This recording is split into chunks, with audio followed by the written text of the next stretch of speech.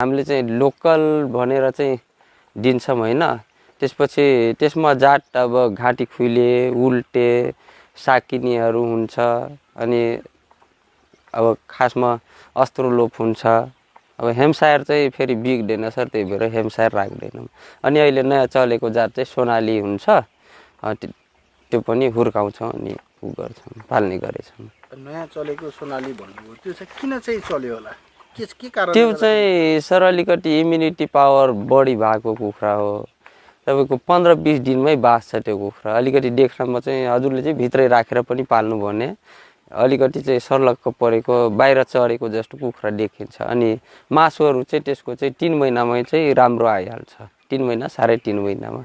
र यो अलिकति यो साकिनी जातको कुखुरा हुन्छ, घाँटी खुइले, उल्टेहरू यो हुन्छ। यो चाहिँ अलिकति मासु चाहिँ अलिकति ढिलो टाइट हुने, वेट त त्योभन्दा चाहिँ बढी नै लिन्छ। तर चाहिँ मासुको हिसाबले चाहिँ त्यो चाहिँ राम्रो हुन्छ सर। नमस्कार, मेरो नाम कृष्ण बहादुर थारू हो। म चाहिँ धमलवा पशुपन्छी पालन फर्मको सञ्चालक, राप्ती सोनारी 5 ललही बाँकेमा पर्छ। व्यवसाय चाहिँ सुरुमा चाहिँ 150 कुखुराबाट, लोकल कुखुराबाट सुरु गरेको। अब यसो अब कुनै त्यसरी अब कामहरू चाहिँ एउटा राम्रो कामहरूको खोजीमा नपाउँदाखेरि चाहिँ हामीले चाहिँ यो काम सुरु गरेको हैन। सुरुमा 150 कुखुराबाट हामीले यो सुरु गरेको लोकल कुखुरा। अहिले चल्लाहरू पनि बेच्छौँ, जुन देख्नुभयो त्यो गिराजको चल्लाहरू। यो खासमा सर हामी त अब खासमा पढ्ने एउटा पहिलो विद्यार्थी नै थियौँ। पढ्दै अब त्यसरी चाहिँ आर्थिक स्थिति कमजोर भएकोले चाहिँ बाहिर ठाउँहरूमा कामहरू पनि गरियो। तर त्यहाँ अरूको काम गर्नुभन्दा आफ्नो काम गरौँ कस्तो हुन्छ।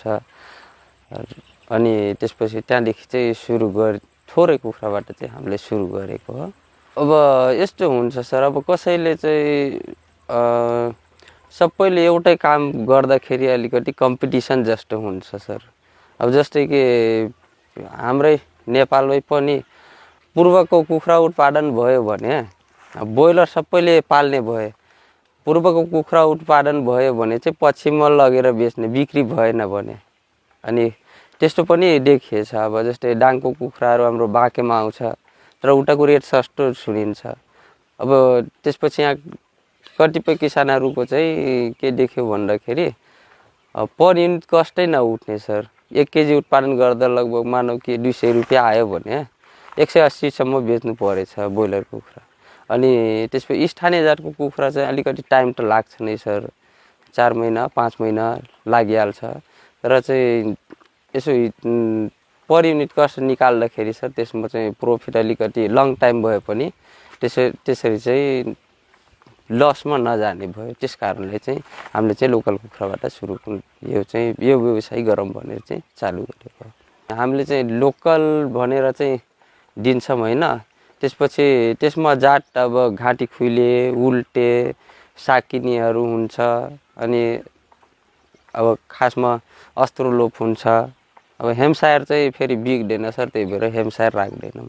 अनि अहिले नयाँ चलेको जात चाहिँ सोनाली हुन्छ। त्यो पनि हुर्काउँछौँ अनि उ गर्छौँ, पाल्ने गरेछौँ। नयाँ चलेको सोनाली भन्नुभयो, त्यो चाहिँ किन चाहिँ चल्यो होला?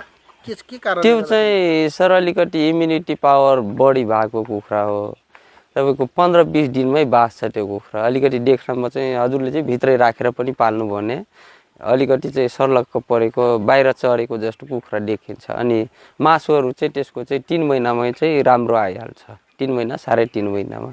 र यो अलिकति यो साकिनी जातको कुखुरा हुन्छ, घाँटी खुइले, उल्टेहरू यो हुन्छ। यो चाहिँ अलिकति मासु चाहिँ अलिकति ढिलो टाइट हुने, वेट त त्योभन्दा चाहिँ बढी नै लिन्छ।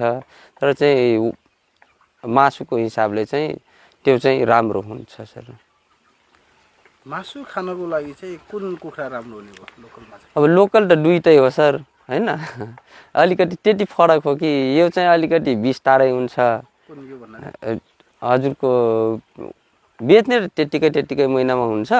तर चाहिँ हजुरले चाहिँ त्यो पाल्नुभयो भने त्यो चाहिँ अलिकति देख्नमा त्यो चाहिँ बढी बिक्छ फेरि सर।